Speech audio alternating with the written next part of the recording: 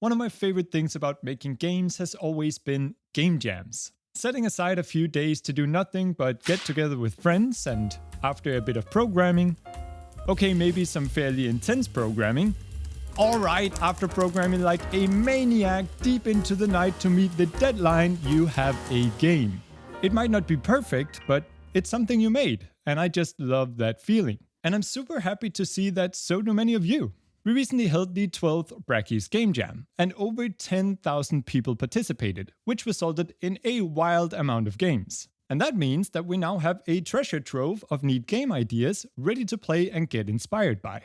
Of course, there are a bit too many to play all of them, so I've handpicked some that I thought were particularly interesting. So, for the first time in 4 years, let's have a look at the best games from the Brackeys Game Jam. But first, this video is sponsored by Senva. If you're excited about Godot 4, make sure to check out Senva Academy. They offer comprehensive beginner and intermediate courses, including a fantastic free introductory course on Godot. What's really cool about Senva is how they combine fun and practical learning through professional video tutorials, written lessons, and interactive quizzes. Plus, you'll be building real projects across various genres from RPGs to bullet hells. Senva also has a wide range of courses on Python, Unity, Unreal, and other essential tools. With a single subscription, which includes a 7-day free trial, you unlock over 300 courses. Use the coupon code below to get an extra 20% off the first year of your Senva subscription, on top of any existing site-wide discounts. The offer is valid for the first 50 subscribers, so make sure to use your coupon today to start your game dev adventure. Alright, let's play some games. Now, as always, the jam ran for a week. And the theme for this jam was calm before the storm. This jam had some really fun takes on the theme, and one of my favorites is Storm Grill. In Storm Grill, you play as a, well, outdoor grill.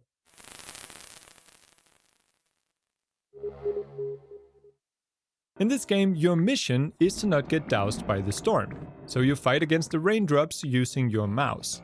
And quickly realize that the fight is futile. Luckily, you can buy power-ups to get more efficient, and what feels like 5 minutes but is actually an hour later, you have conquered the rain. Stormgrill is a super addictive game, and as it turns out, not the only one this jam with upgrades. Take for example Click to Survive. This game combines the simplicity and satisfaction of a clicker game with the intensity of wave-based defense. Click the button, get money, buy upgrades, and hopefully survive all 10 waves. Simple and effective. Especially because the game doesn't let you pause to buy upgrades. Instead, you have to prioritize between shopping and button clicking, making the whole experience wonderfully hectic. Plus, just like rain, the sound of clicking just calms me down. Now imagine that Terraria was a bullet hell. That was my experience with Crystal Mole. It's an impressive entry with a large amount of complexity considering it was made by just a single person. The levels appear to be randomly generated and have destructible blocks like Terraria that the player can then collect and place somewhere else. So you have to explore the level, gather resources, and then return to the crystal to purchase better tools, guns or potions, even make a bed. The crystal storm then begins and the game kicks into combat mode.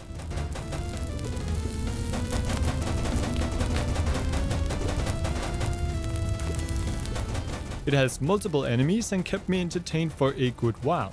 One thing that I had a hard time getting used to was navigating horizontally around the level. The player falls very quickly and the tunnels you dig are quite narrow, making it hard to navigate precisely. So I ended up falling down a lot of holes. I would love to see something that made it easier to move upwards, such as strapping a jetpack to the player or placing ladders. In fact, it could even be interesting to try snapping the movement of the player to the grid. It might not work, but sometimes putting restrictions on things can end up feeling freeing, because it can make the outcome of your actions more predictable. Regardless, I loved my experience with Crystal Mole. And staying on the subject of movement, in Sword Dance, you control two knights that are bound to each other. Your only way of moving is by circling around the other knight, which is a lot harder than it sounds. And attacking, of course, works the same way. You awkwardly make your way to a sword, it gets picked up by one of the knights, and now you're swinging. You can also throw the sword, which is really powerful. However, be careful. The curse that is animating the dungeon will also animate the swords and throw them right back at you. Now, another game I really like is Stormbridge. In Stormbridge, you try to build a bridge to outrun a storm. If you don't make your bridge long enough before the storm comes, the entire bridge will burn and you will lose. But your people also have to live on the bridge. This means that you have to balance the needs of your population with the need to build defenses that keep your bridge from getting destroyed. What keeps this game fresh as you play it is the fact that you are given choices between different things to add to your civilization. You can choose a new building to construct, get some resources that you are in need of, or simply grow your population. See, I recently tried out Against the Storm, a game that weirdly also fits the theme for the jam. Against the Storm is a roguelite city builder, where instead of having all the buildings available from the start, you're presented with random buildings to choose from as you progress. I thought this was an absolutely genius mechanic, because it removes some of the predictability of a city builder. Instead, it forces you to constantly adapt, not only based on the environment, but also based on the choices you are given. I think it's really cool to see a similar mechanic working just as well in this game. And Stormbridge is not the only cool city building game this jam. In Atmospheric Onslaught, you build a colony on a barren planet. In the game, this is a capitalist venture, so you have to make sure your colony makes money. This is hard, however, on a planet plagued by frightening storms that damage your buildings, forcing you to spend money on repairs. Go bankrupt and the game is over. Overall, a well-executed city builder with a pleasing aesthetic. Pack It Up is a game where you sort products into boxes on an assembly line. Blue products go into the blue box and red products into the red one. The thing that makes this difficult is that the keys you press to sort a product into each box are constantly changing. And that's it. The genius of this game is how well it presents this idea. The game starts off slow. Just a few products and a chill soundtrack playing in the background. And just as you think, this is not so bad, the camera pans and reveals that, well, perhaps the factory is going to get a lot more busy now. The music switches to a hard-hitting dubstep track, a red scary clock is lowered from the ceiling, and suddenly products are being hurled at you. And to add to the craziness, the factory itself starts crumbling in the background. Cue the panic. Of course, after the frantic gameplay of Pack It Up, it's time to play something a little more relaxed. And I absolutely love the cozy atmosphere of Grove. In this game, you shape your own forest by placing trees and flowers. Then when the lumberjacks come, you find out the trees work like towers and will defend your forest. A game with a very simple aesthetic that I think plays beautifully with the pleasing soundscape and the intermittent rainy cutscenes. I mean, who isn't calmed down by this? I don't know why, but I suddenly feel the need for a cup of tea. Hold on.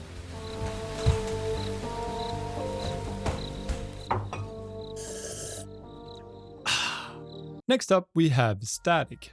Static is an atmospheric puzzle game where you attempt to repair a signal to get in touch with Mission Control. Mission Control, do you copy? The game is ominous and gives a feeling of impending danger as you try to set the antennas or toggle switches in the correct order. Most of the time you are manipulating a sine wave in order to get a black ball to align with a white one. I think this is a very well thought out mechanic. Both because it works well in practice, it's actually quite fun to use amplitude and frequency to move the ball, but also because it fits so well with the story. The game's insistence on keeping the UI part of the game world also works really well here. The audio settings are of course some sliders on a panel on the wall, and the tutorial a simple note taped to the side of the monitor. And I am always happy to play games that put a lot of effort into audio, something that is unfortunately an afterthought for many games. Now, Fish Out the End is a game with a lot of similarities to Static. It's a no UI, slow atmospheric experience with a story delivered through well-crafted audio. I really like the surreal aesthetic of this game, where you sit calmly by a lake, catch some fish by completing minigames, and listen to voice messages from friends and loved ones. Hey rock. Just calling to check in on our plans for next month. At first, everything seems fine. You catch a few fish, take a drink, listen to a few anecdotes. Hi, Dad. We finally got the phone working, so we decided to call.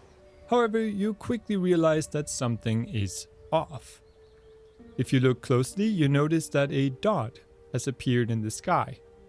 And just as you're coming to terms with the fact that it's growing larger, the voice messages start to talk about a meteor. Fish Out the End is a beautiful game about life and its final moments. A game that definitely got me a little teary-eyed. And I was generally pleased to see how many games that tackled emotional topics in beautiful ways, from To Sail Upon a Sea of Stars to Letters 2.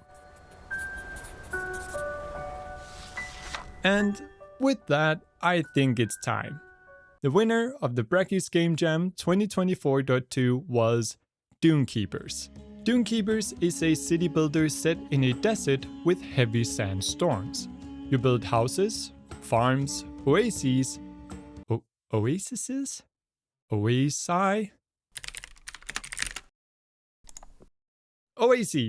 and other buildings to help your city prosper and protect your citizens from the night storms.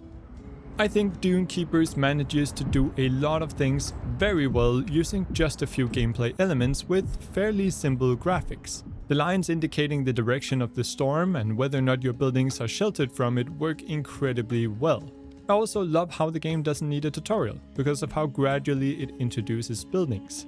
And the difficulty naturally ramps up because the resources you use to build are taken from the dunes of sand lying around, meaning that as you grow your city, you have less and less shelter from the storms. Simply a genius way to add tension to the game as you progress. So congratulations to the makers of Dune Keepers for winning overall, and to all of the category winners listed on the screen now. There will be a link to where you can play all of the games in the description. There were of course a lot of great games that didn't make it into this video, so I want to say thanks to everyone who participated in the jam, and congratulations on making a game. And special thanks to the Discord mod team for helping host the event. Now, hold on. What are you doing? Me? I'm making a new tutorial. Oh, that's cool. What's it about? Well, I thought the whole cooking show thing for the Godot tutorial was pretty fun, so maybe we could expand, do something on sauces or a pasta dish? I could eat pasta, but don't you think we should do another one on Godot first? That's a good idea. I'll get started right away. Maybe after I get a quick bite to eat. This whole thing has made me pretty hungry. Anyway, that wraps up the 12th Brackeys Game Jam. And you can already sign up for the next jam now, which will be held in February next year. Simply click the link in the description and hit Join Jam to show your interest. Then you'll get a reminder over email a month before the jam. You can also join our Discord server for announcements leading up to the event and to meet fellow jammers to team up with. Also, don't forget to check out Senva Academy. Be among the first 50 people to use the coupon code below to get 20% off the first year of your Senva subscription. I hope this video gave you some ideas for things to make, or got you interested in joining the jam yourself. So good luck with your game projects and happy jamming!